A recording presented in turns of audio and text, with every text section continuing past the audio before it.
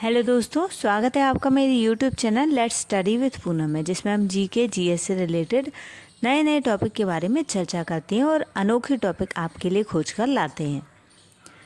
तो आज हम बात करते हैं कुछ पक्षियों की और उनको जानने वालों की।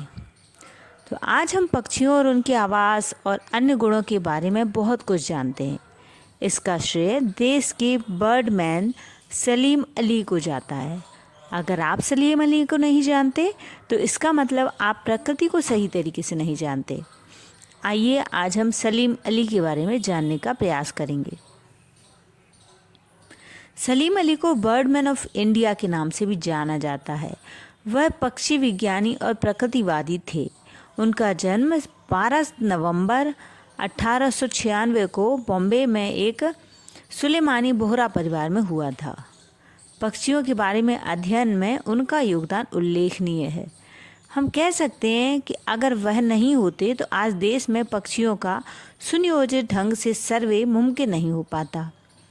लोगों को विभिन्न प्रकार के पक्षियों और उनके गुणों के बारे में पता नहीं चलता। पक्षियों और विहंगम दृश्य पर उनका काम भारत में पक्षियों के विषय में बाइबल कहा जाता है। उन्होंने अपनी ज़िंदगी के पूरे सफ़र को फॉल ऑफ द स्पैरो नाम से एक किताब में बयान किया है। आइए आज उनकी पैदाइश की सालगिरह पर कुछ खास बातों के बारे में जानने का प्रयास करें। एक बार सलीम अली के मामा अमीरुद्दीन ने एक पक्षी को मार गिराया। उस समय उनकी उम्र 10 साल थी। सलीम अली पक्षी की प्रजाति को नहीं पहचान पाए। इसके बाद संयोग से मामा के साथ एक बॉम्बे नेचुरल हिस्ट्री सोसाइटी घूमने गए। वहाँ मामा ने उनको पक्षियों की कुछ प्रजातियों के बारे में बताया। वहाँ से उनके अंदर पक्षियों के जीवन और अन्य पहलुओं के बारे में जानने की जिज्ञासा पैदा हुई, जिसने भारत को एक बर्डमैन दिया। 10 साल की उम्र में उनके माता पिता दोनों का निधन हो गया था। इसके बाद उनके मामा ने उनकी परवरिश की। माँ बाप का साथ नहीं होने और कई तरह की वित्तीय विपत्तियों को झेलने के बाद भी पक्षियों के प्रति उनका प्रेम कम नहीं हुआ। सलीम अली के पास यूनिवर्सिटी की कोई डिग्री नहीं थी। वह कॉलेज जाते थे, लेकिन परिवार के बिजनेस के लिए पढ़ाई छोड़नी पड़ी। उनके भाई की मदद करने के लिए सलीम अली पढ़ाई छोड़कर बर्मा चले गए। उन्होंने फिर कभी कॉलेज की डिग्री पूरी नहीं की। जब बर्मा गए तो ज़्यादातर समय चिड़ियों को देखने में ही गुजार देते थे। उन्होंने बिजनेस चलाने में कोई मदद नहीं की। इसके बाद भाई ने यह देकर बोरिया बिस्तर बांधकर वापस मुंबई भेज दिया। अपने गृहनगर लौटने के बाद उन्होंने प्राणी विज्ञान का अध्ययन शुरू किया। उन्होंने प्रिंस ऑफ वेल्स म्यूजियम में हिस्ट्री सेक्शन में नौकरी कर ली। उन दिनों डॉक्टर एडविन स्ट्रेसमैन दुनिया के मशहूर पक्षी विज्ञानी हुआ करते थे। वह जर्मनी में रहते थे। पक्षियों का प्यार सलीम अली को उनके पास ले गया। सलीम अली ने सब कुछ छोड़कर उनके मार्गदर्शन में 1 साल पक्षियों का अध्ययन किया।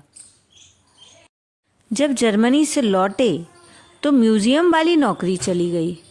उसके बाद वह कोहिमा में एक घर में जाने को मजबूर हो गए। वह घर उनकी पत्नी का था।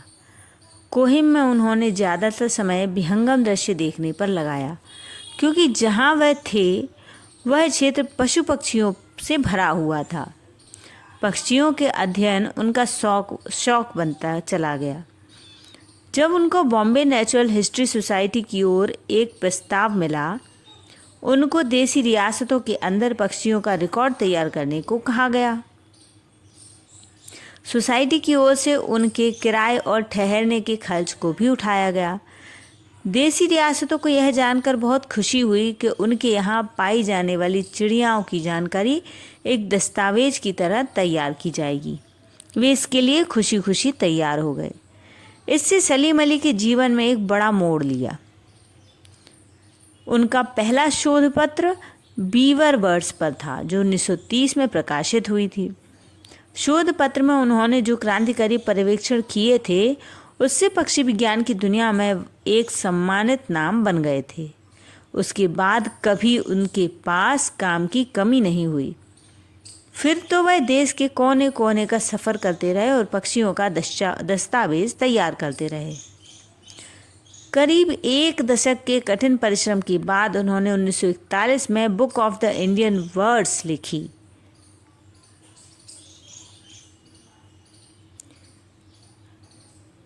पहली बार पक्षियों और उनके आवास और अन्य गुणों पर इस तरह का विस्तृत और व्यापक किताब लिखी गई थी। पहली बार प्रकाशित होने के बाद यह किताब पक्षी प्रेमियों के लिए मार्गदर्शक की भूमिका निभाने लगी। Handbook of the birds of India and Pakistan किताब में 10 वॉल्यूम हैं। भारतीय उपमहाद्वीप के पक्षियों का इसमें व्यापक संकलन है। किसी भी प्रजाति की पक्षी के बारे में अगर आप कुछ जानना चाहते हैं तो उसमें सब कुछ मिलेगा। इस वॉल्यूम के सेट के संकलन और प्रकाशन के लिए सलीम अली ने विश्व प्रसिद्ध पक्षी विज्ञानी एस ढिल्लो से सहभागिता भी ली। इस तरीके से एक पक्षी विज्ञानी के बारे में हमने जानने का प्रयास किया। तो दोस्तों, अगर हमारा वीडियो आपको पसंद आए तो चैनल को लाइक, शेयर और सब्सक्राइब ज़रूर करें। धन्यवाद दोस्तों।